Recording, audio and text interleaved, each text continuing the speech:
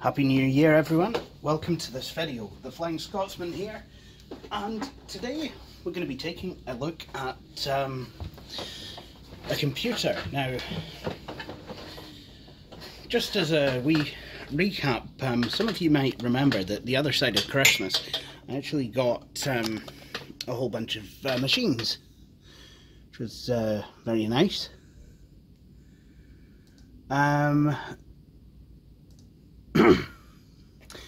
But I've just got a message and I've been a wee bit distracted. But I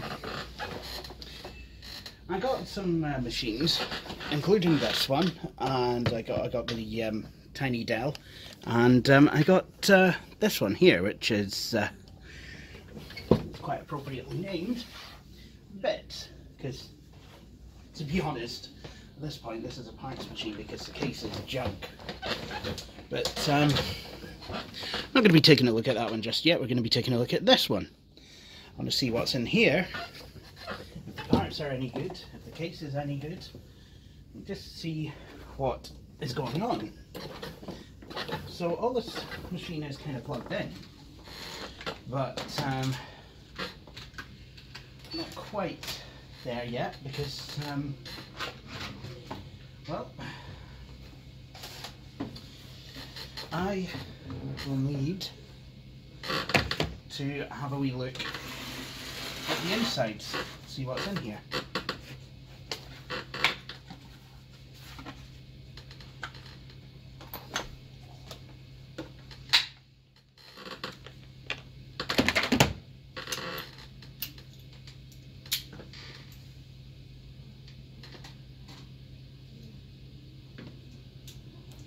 The case unfortunately looks a wee bit beaten up, so we just have to see what like.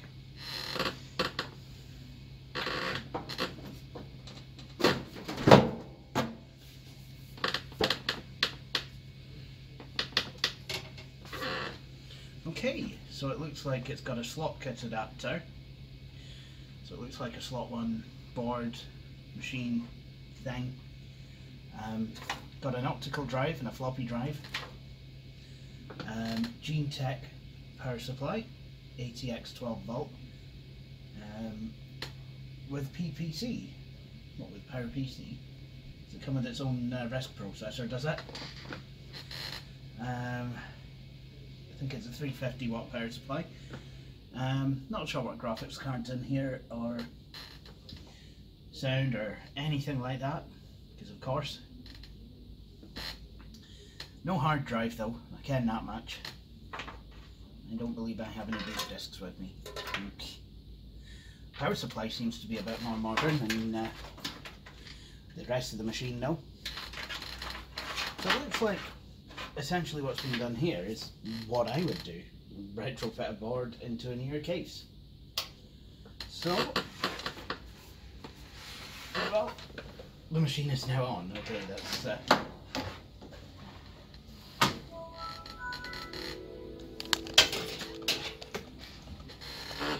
let's have a look.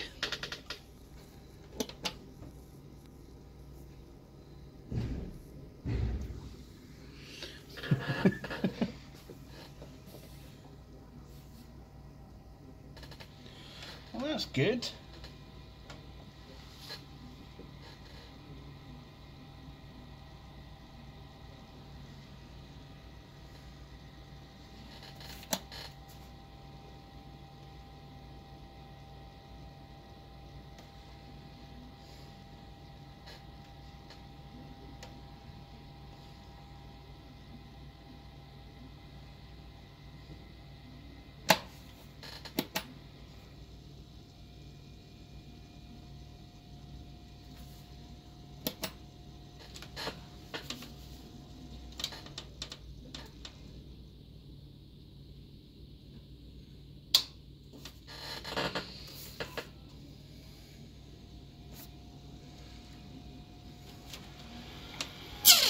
Whoops.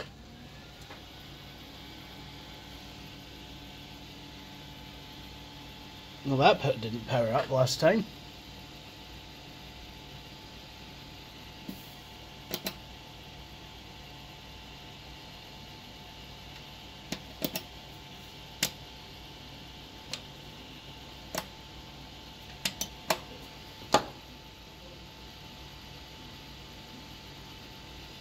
I would probably say that this machine, based on the fact that it's powering on straight away, no action from the keyboard at all.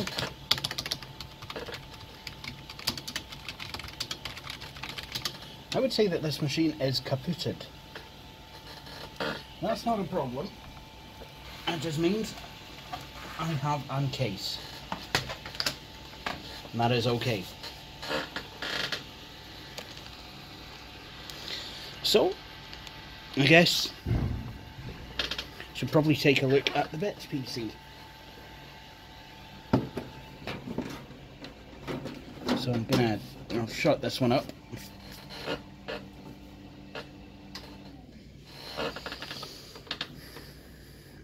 And I will change over. Now I would like to introduce you please to the Quasimodo custom build. Seriously, I don't know what the hell happened to this. Look at it. Completely unged at the back.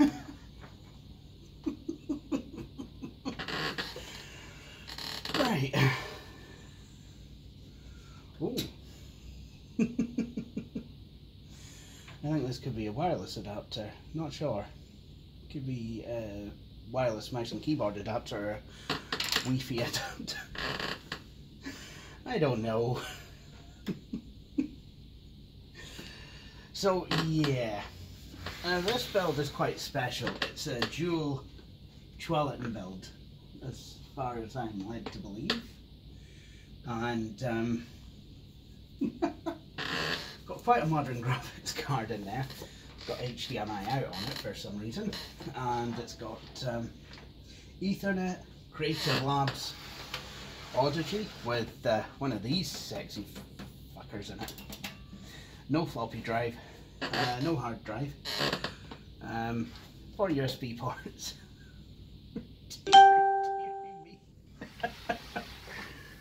So I guess it's time to plug in the Quasimodo custom built.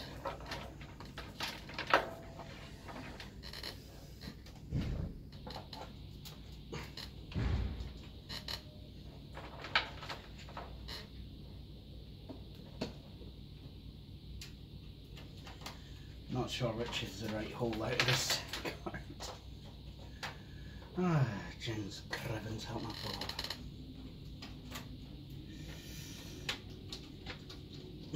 Not that Bob. Okay, I had to literally jam the VGA into the back of this machine.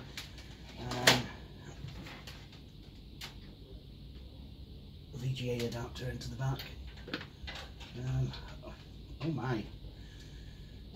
Everything about this case is completely minced.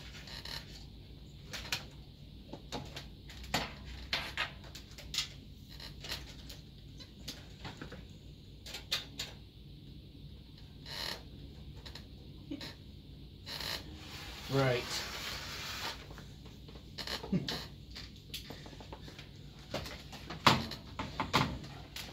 How much do we trust this PC? Alright, Lumpy, don't blow up.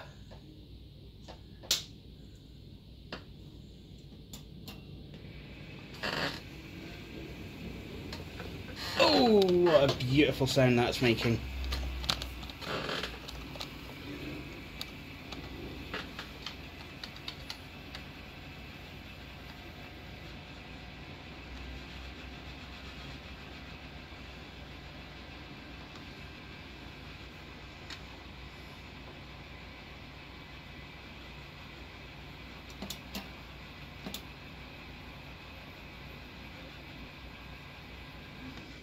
Not getting much out of this one either.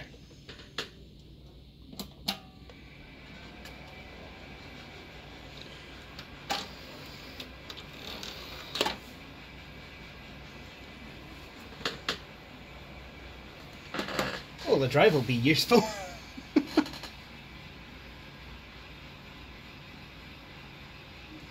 Okay, well I'm getting nothing but I'm getting nothing from the keyboard either. So, yeah.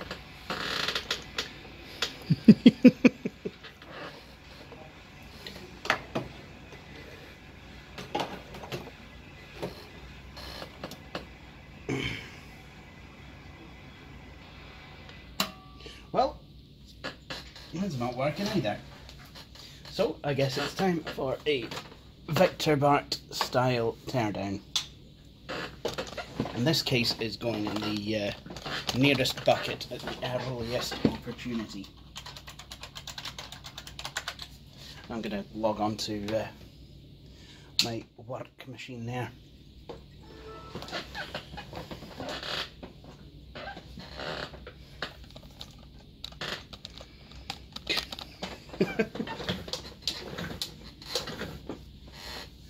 And now to discombobulate the snooper.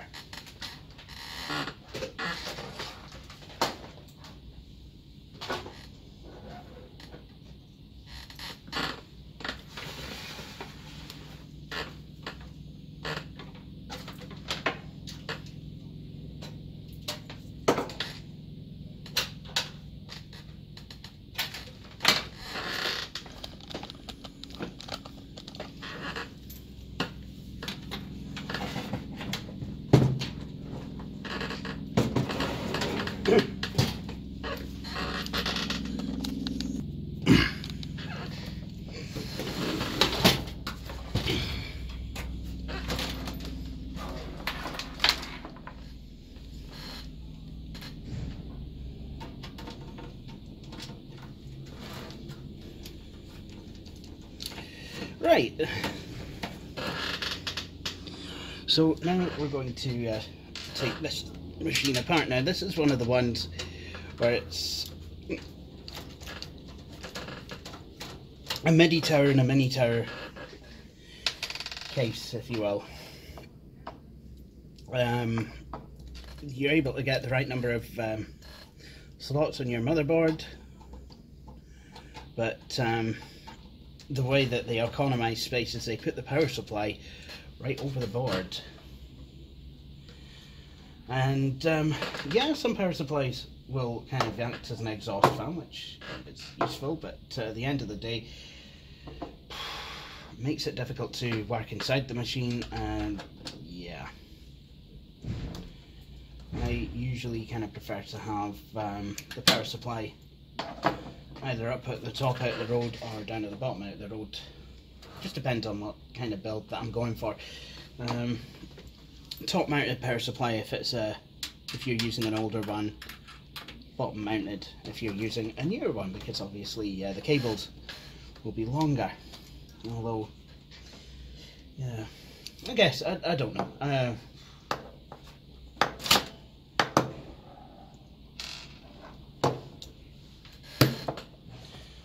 So, up we go. This power supply is a wind power, ATX 550 PFC.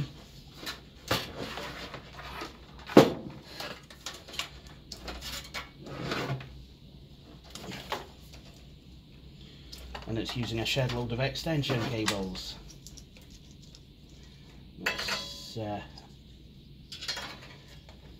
Yeah.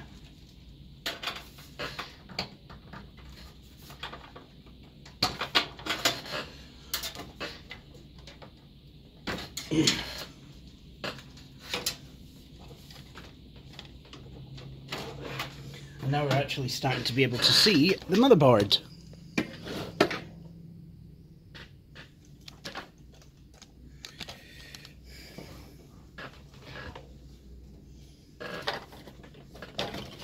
Now what I'm going to do is I'm going to remove the cables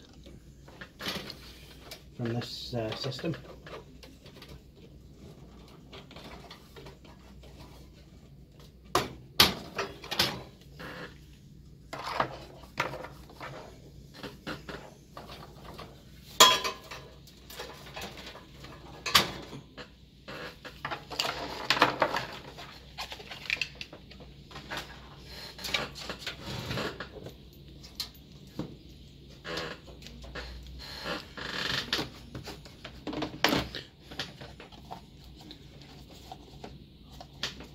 help.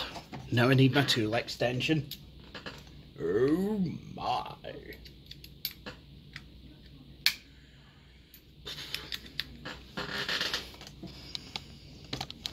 What a brilliant invention these daylight lamps are.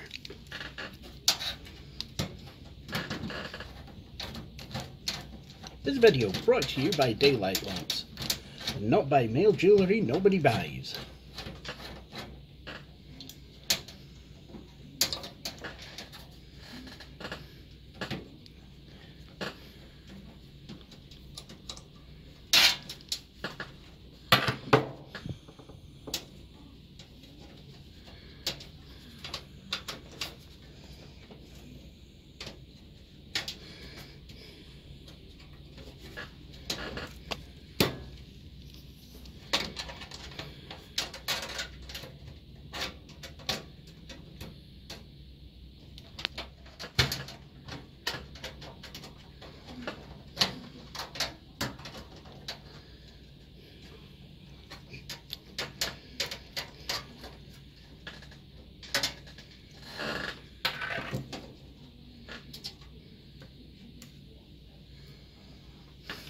Alright.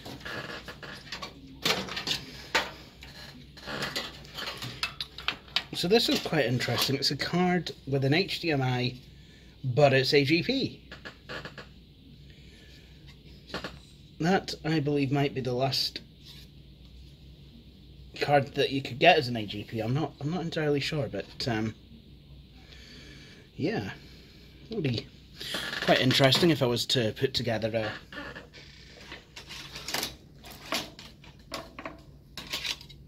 Prescott or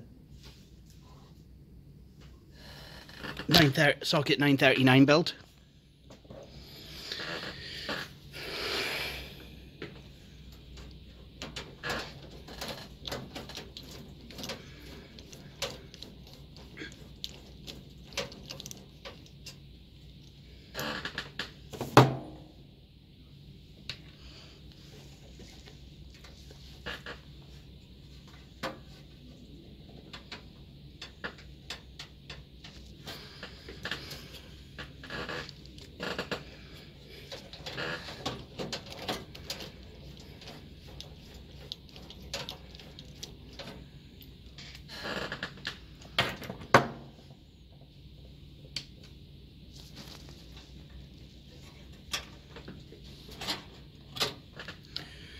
Right, Ethernet adapter. Not sure what model this is. It's Infineon.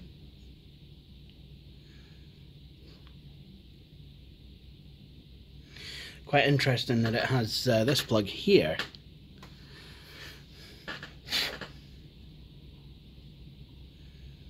Safecom 10100. Oh well. These parts are all very useful.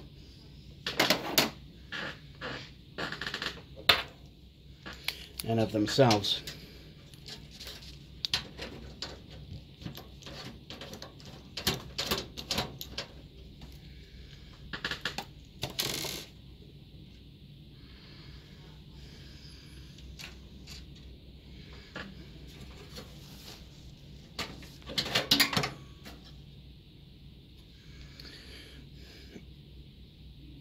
And this looks like an Aztec modem.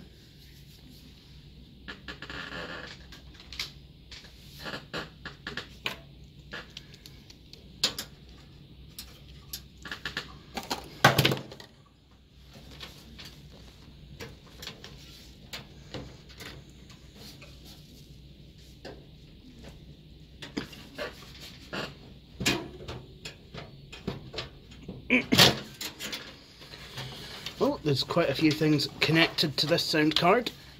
The live drive being one of them. CD audio playback, I'm guessing.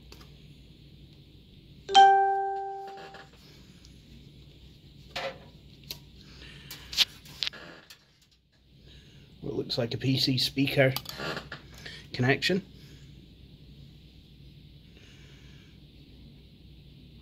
Or it could even just be SPDIF.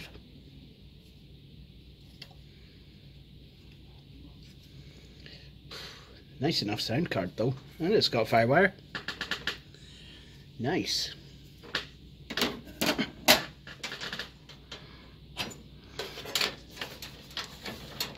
And then there's also a game port as well.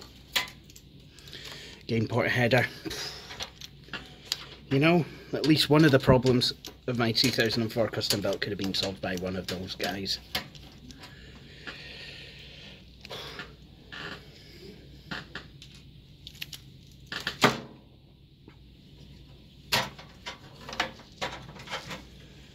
Yikes!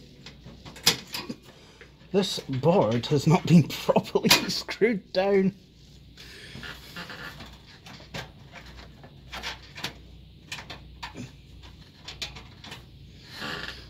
Jones. Looks like I'm going to have to take the board out with the card on it, maybe.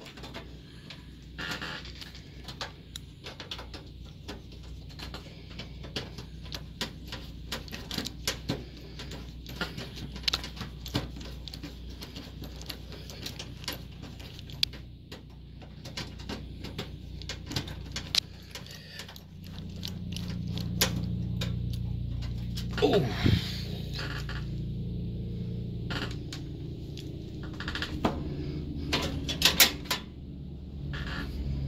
There we go, we've got the game port header out.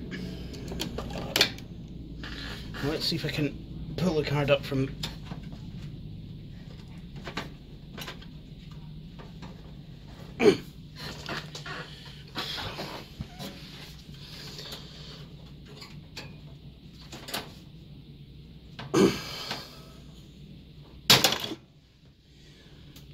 Bloody hell, came out a bit harder than I wanted it to. There we go, USB adapter.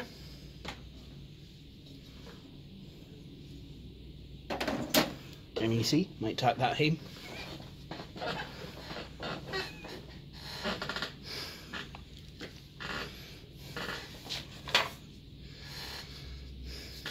What the hell, better blue felt. Okay then. And here's the board.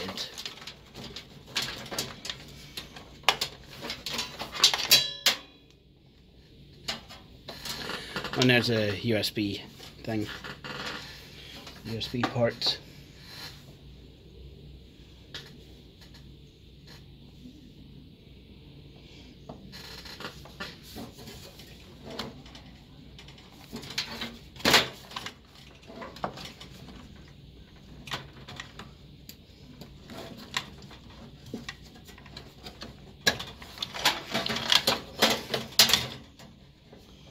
Oh, I was nearly going to bend the pins off of the live drive. That was a good move there, Jay. So this is the live drive cable. Looks like an IDE cable, but there's two pins blocked off. So let me, yep, there we go. I thought that was a floppy drive, but then I remembered there is no floppy drive. Right. This cable is fixed onto the USB port. So now, time to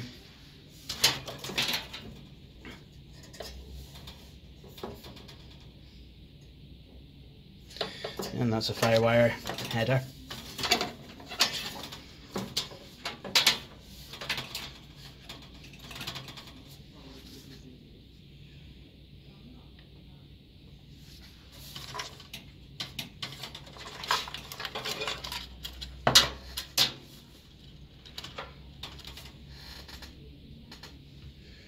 This cable could be quite useful. It's Molex to Molex and floppy.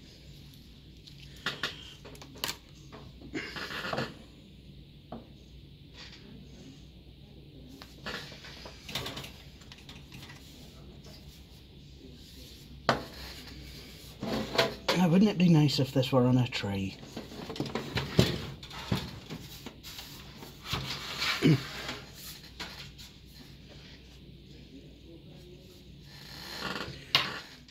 Well, that, it just may be. Because there's screws for all to see.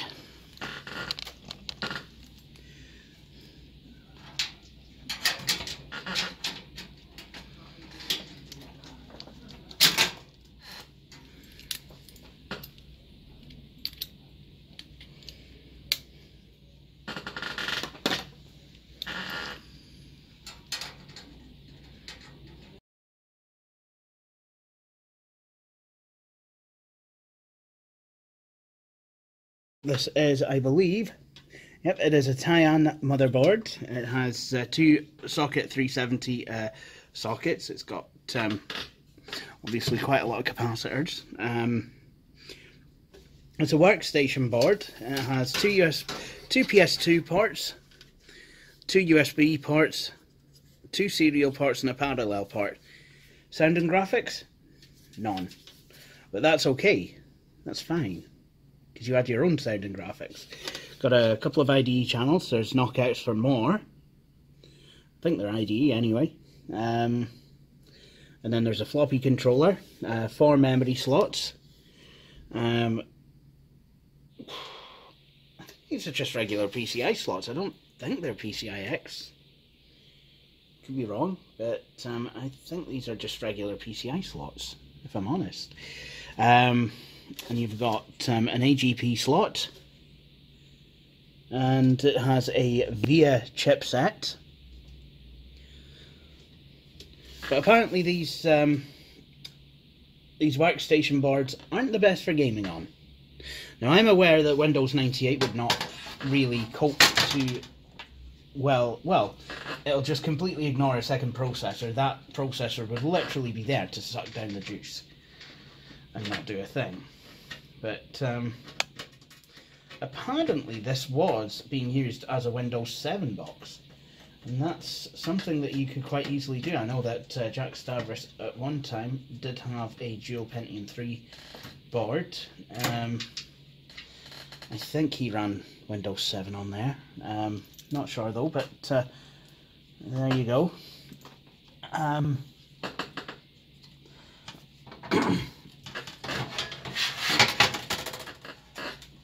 But there you have it. I think now there is just one screw that I need to remove, because this this board was basically not held in with anything.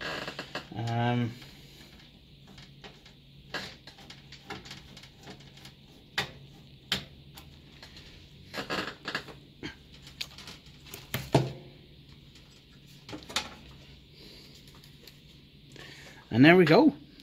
This is a board. At least the tray's okay.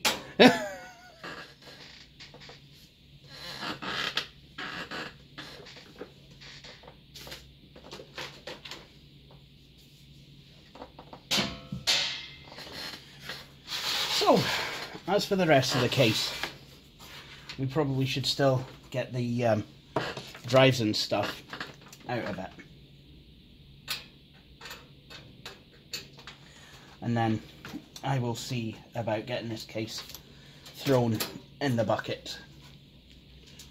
Oh, something.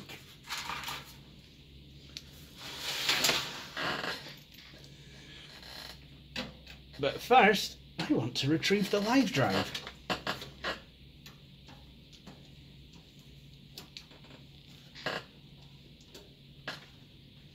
I mean, I don't know what's happened to this machine. Has it been dropped from a height? Because did someone think it was a Panasonic Toughbook and decide to throw it out of an army jeep? Is that what happened?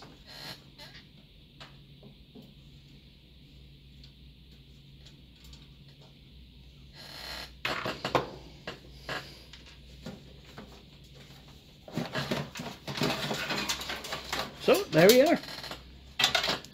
One retrieved live drive. Has a floppy connector.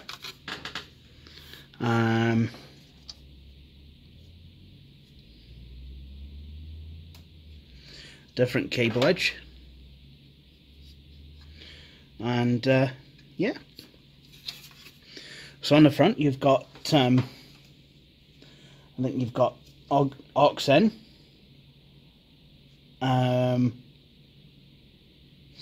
Microphone in. Headphone out, and you've got SPDIF in and SPDIF out, and then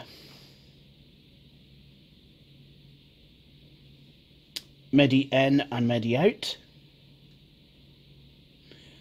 and firewire, and an infrared port. There is a remote control for this, which I have, which I've brought in. Actually, I think it's still in my JKit toolkit. Oops.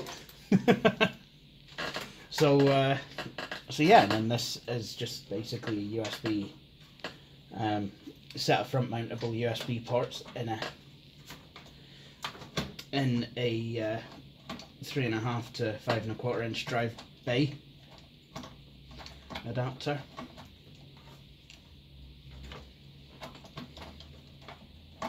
And then we have a DVD burner.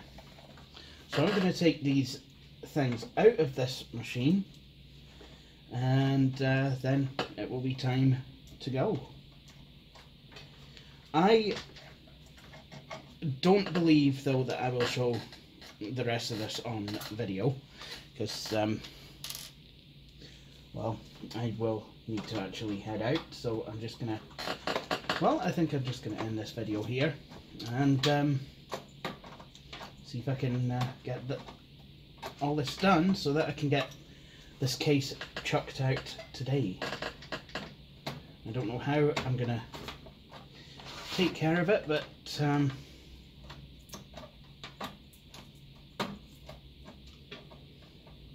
I somehow would like to, because it would be nice if I could get this recycled.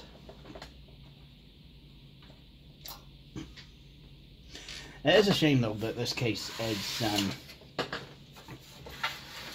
is broken, because, you know, I mean, white cases are quite good for retro builds, especially as a lot of the peripherals are white. And well, this case doesn't actually have front USB ports as standard. They've been retroactively, they've been retrofitted.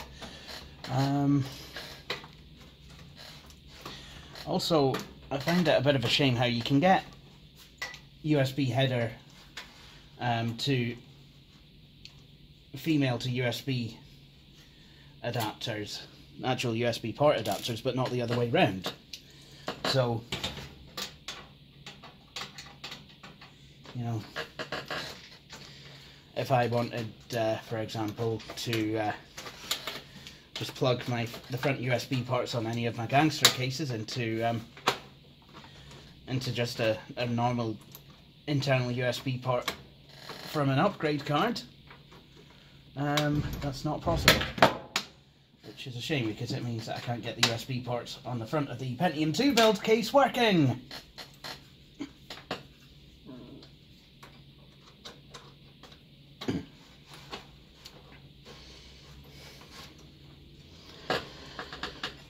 So, with that said, I think it is time for me to go.